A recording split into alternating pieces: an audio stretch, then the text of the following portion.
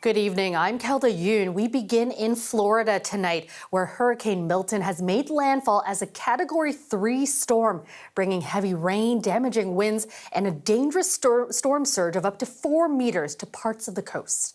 Now, this is a live look at the city of Fort Myers, about 1 hour south of where the hurricane made landfall just a few hours ago. Residents are hunkering down as the hurricane pushes across the state. Many have had to evacuate.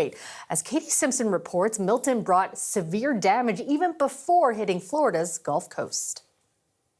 By all measures, Hurricane Milton is nothing short of catastrophic.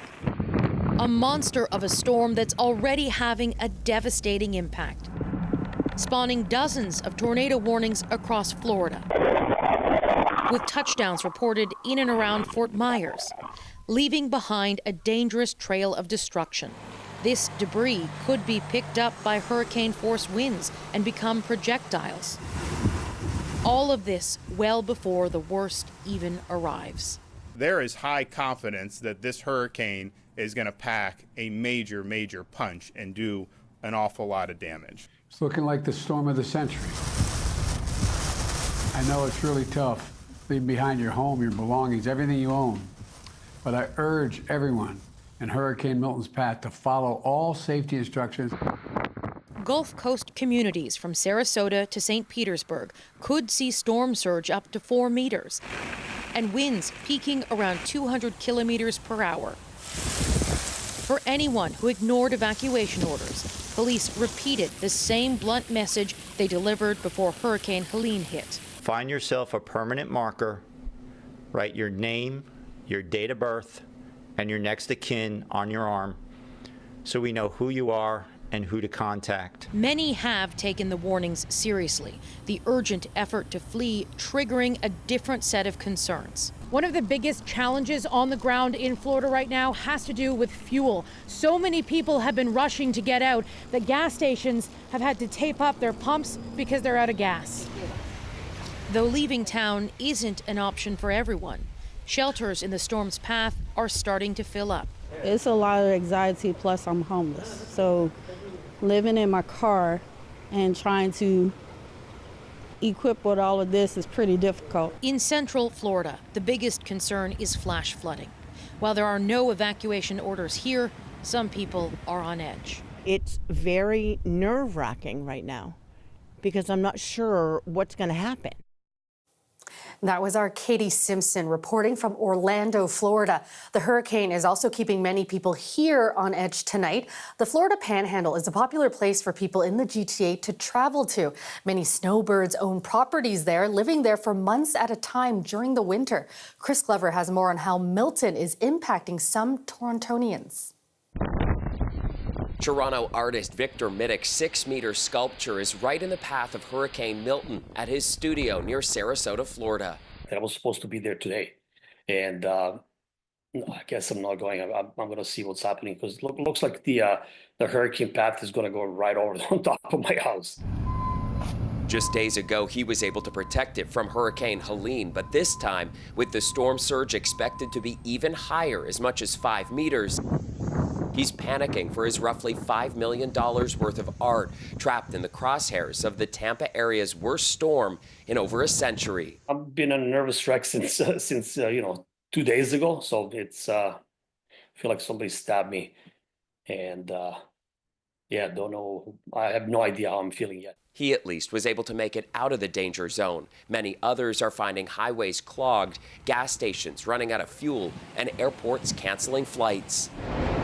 At Pearson Airport, lots of canceled flights to and from Florida, especially Tampa and Orlando, while flights to Cancun are running again after plenty of cancellations when the storm battered the Yucatan Peninsula. I have spoken to some other people who are traveling, and anecdotally, they told me they're stressed. They told me that they feel in limbo. Amra Durakovic with the tourism company Travel Center says agents here in Toronto and across Canada have been busy this week helping clients deal with impacted cruises and flights canceled because of the storm. Air Canada and WestJet are also offering flexible rebooking fees right now. And they are allowing for some cancellation refunds, but only if you meet the requirements. I think what a number of Canadian travelers need to remember is that not every fare category is the same. So you really need to understand the fine print. Do you think that climate change might completely reorder the way in which Canadians travel? Yes, absolutely. And in fact, we do that right now. We do have predictive analytical tools that tell us where and when bad weather will hit. So we do advise our customers. But not booking in the first place is a luxury only tourists have. And for people like Toronto's Victor Middick living and working in Florida, their belongings left behind aren't the only concern. I'm worried about people that I know over there because there's amazing people that, had like amazing friendships that I made over there over the years. And I hope that everybody left. That's what I'm worried mostly about. The house can be rebuilt. The art, I guess, I'll have to do over again. He's devastated thinking about the sunshine state that's given him such a warm welcome over the years, now staring down the barrel of yet another potentially lethal storm. Chris Glover, CBC News, Toronto. Peel police are investigating in Brampton tonight after a person was found dead in the area of Dixie Road and Howden Boulevard. Paramedics say a 65-year-old man was pronounced dead on scene and another person taken to hospital with non-life-threatening injuries. Police say they don't have any further details at this time. The scene remains active as they continue their investigation. Toronto police say a 36-year-old man has now been charged with murder in the death of his father, whose body was found at a North York home. 82-year-old Henry Joseph was found dead inside a home in the area of Glencairn Avenue and Avenue Road on Saturday. The victim's son, Andrew Joseph, was initially charged with interfering with a dead body. Police saying today that charge is being upgraded to first-degree murder. And a woman is in critical condition after she was struck by a school bus in the city's East End. It happened near Kingswood Road and Kingston Road just after 4 p.m. Paramedics say they transported a woman in her 30s to a trauma center with life-threatening injuries. The TDSB confirming tonight there was one student on board, but they were not injured. CBC has learned that a GTA woman recently arrested by Toronto police has an international history of fraud charges. Jody Ann Bonnick ran several businesses across the city. Alyssa Douglas worked for her last year and says she was never paid. At the time, she owed me $1,700, right, for about 2.5 weeks worth of work. I reported her to the Labor Board of Ontario. So I actually filed a complaint. Right, she found that out, and right then and there, she fired me on the spot. Public records show Bonnick also has a history of fraud charges in Florida and Jamaica. Toronto police say they arrested her on September 23rd in connection to a fraud investigation. None of the allegations against her have been proven in court. CBC reached out to her and her lawyers for comment, but her lawyers said they have nothing to add. Bonnick is scheduled to appear in a Toronto court in December. The debate over the extension of the runway at Billy Bishop Airport caused some turbulence at City Hall today as councillors discussed their options in order to get it done within deadline. As Ali Chiasson reports, the extension is needed for safety reasons, but the airport's lease may be up before it can get built. Let's chart this out. The Island Airport must extend its runway. It's for safety reasons. You don't want planes overshooting the runway like we saw 20 years ago at Pearson. The tarmac at Billy Bishop needs more room to allow for emergency access. But here's the problem. They have to get the runway extension built by 2027, but the airport's lease is up just 6 years later in 2033. No one wants to spend tens of millions of dollars for the extension if the airport's not going to be there anymore. Point of order, Councillor. But today's debate is not about closing the Billy Bishop Airport. It's about making the airport safe and compliant within the deadline. Council is mulling over 3 options. City staff recommends option 1 because it's less expensive and faster to build. Ports Toronto, a federal agency, likes option 2 or 3, which feature service roads and a sound wall. They'd also like the lease for the land extended by 40 years to secure the financing. Mayor Chow puts forth a motion supporting the cheaper option and gives Ports Toronto not 40 years, but some more runway as needed. It gives the power to our staff to work with them to make sure they have financing in place to do option 1. Okay, and liftoff.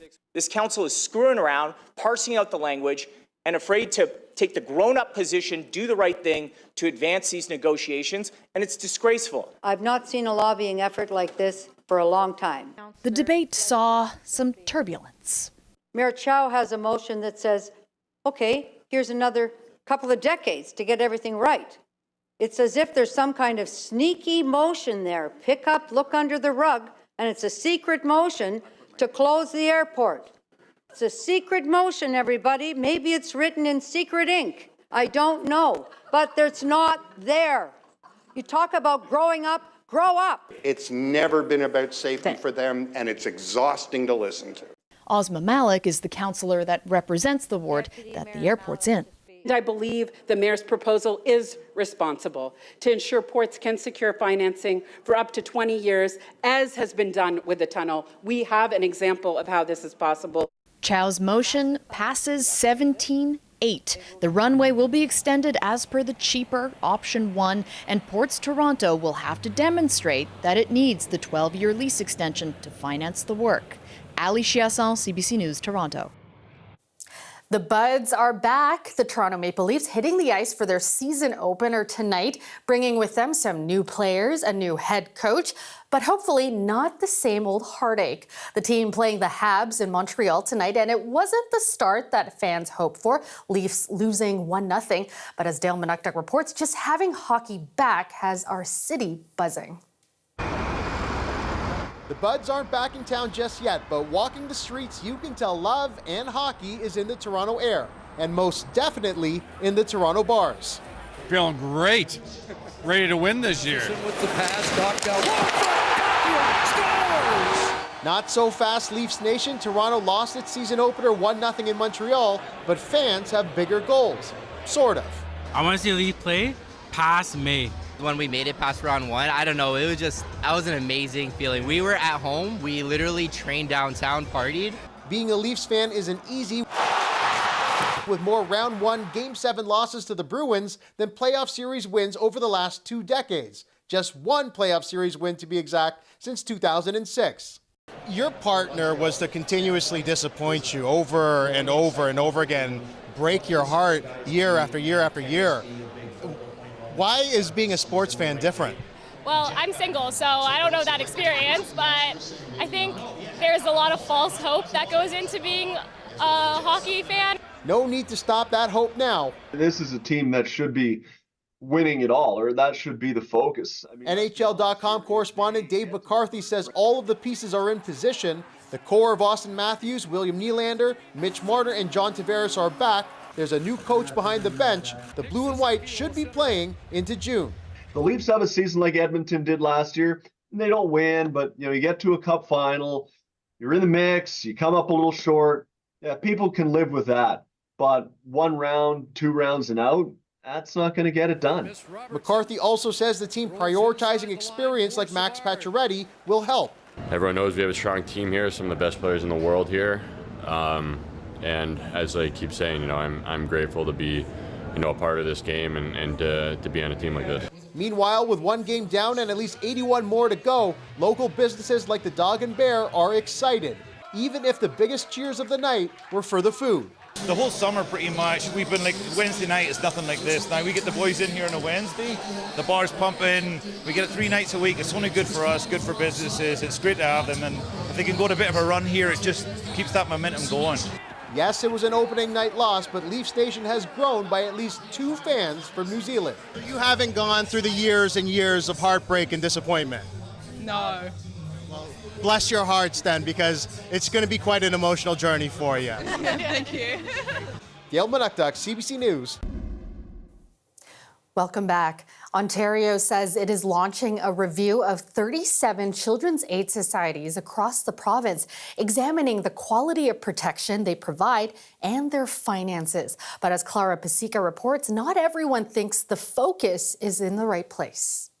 The Ministry of Children, Community and Social Services review into children's aid societies comes after a number of high-profile cases, including ones where young people who have had interactions with the system died, and reports that children in care are being housed in inappropriate locations, including offices and hotels. The ministry says the number of young people in care has declined by 30% in the last decade, but government officials highlighted concerns about the way resources are now being used, pointing to deficits in some organizations and spending outside of expected parameters.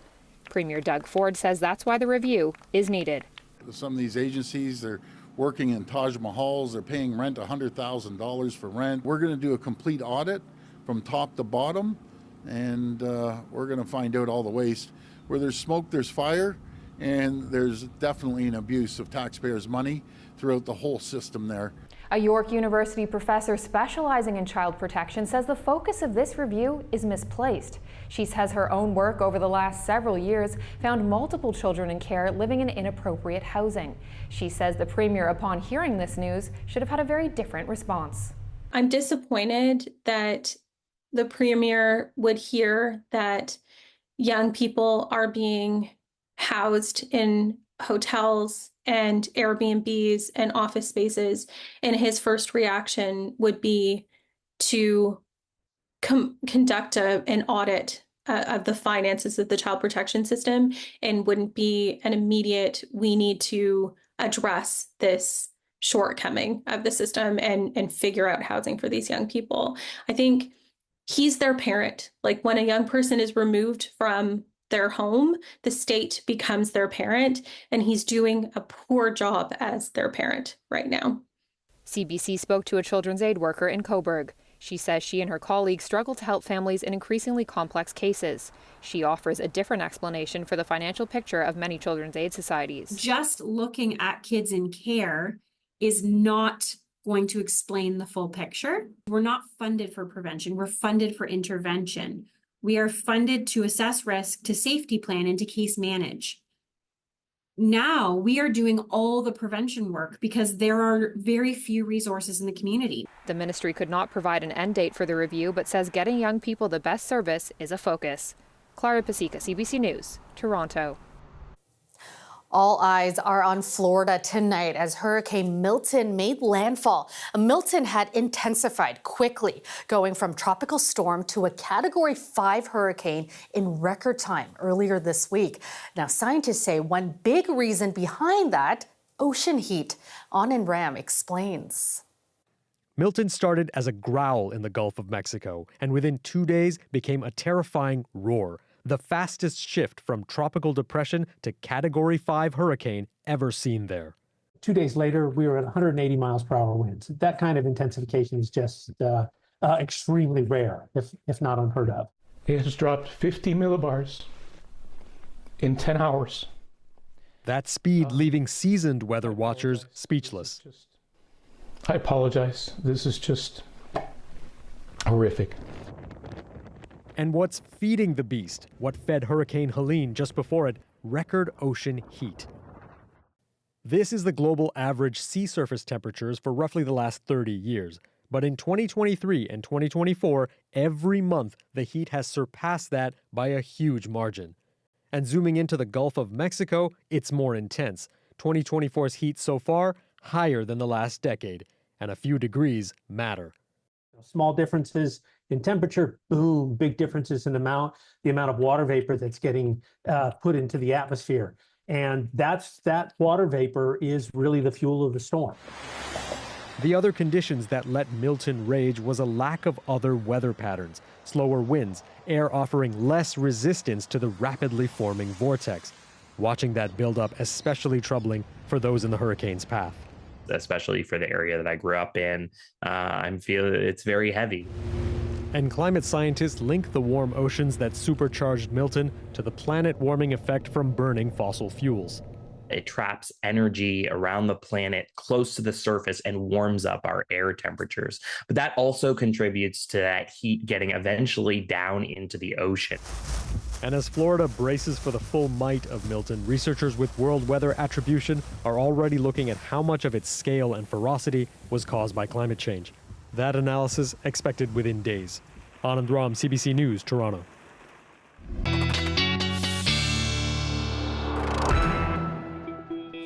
Colette, a lot of people on edge tonight as Hurricane Milton makes landfall in Florida. Yeah, absolutely, on that central west coast, and they've been bracing for it, and here it is. As it's been making landfall, or as it is, we're seeing some of those today. You know, tornadoes, over 90 tornado warnings that were in effect. Obviously, the hurricane force winds, but as it even moves across the peninsula through the overnight hours and comes out by tomorrow morning on the other side into the Atlantic, it still maintains a Category 1, so hurricane strength. So some of those hurricane force winds are extending about 400, or tropical storm force winds, about 400 kilometers from the center, as we've been seeing here. And of course, the storm surge, some of the most damaging and the most deadly associated with this. So the areas that you're seeing there in the pink, we're talking in some cases that potential over 4.5 meters, and that's why the officials do call it unsurvivable. Some of the conditions we're looking at all along, though, that west coast of Florida, all will be affected, and inland as well as they get through the heavy rains carrying on and the flash flooding concerns that go beyond this as it keeps carrying across the peninsula. Back closer to home, we have a frost advisory in place. Maybe you've noticed a little cooler the last few days, right? And we're experiencing that through the overnight hours. So tender vegetation, if you still can protect it, that's something you'd be wanting to do there through southwestern Ontario. We've really been getting those strong winds carrying on from the west to northwest, and the upper support is there as you have a look at the jet stream and that trough over top of us. We've been getting the troughs moving through too, bringing some scattered showers. But into Thursday, I do expect some cloud cover early with more sun into the afternoon.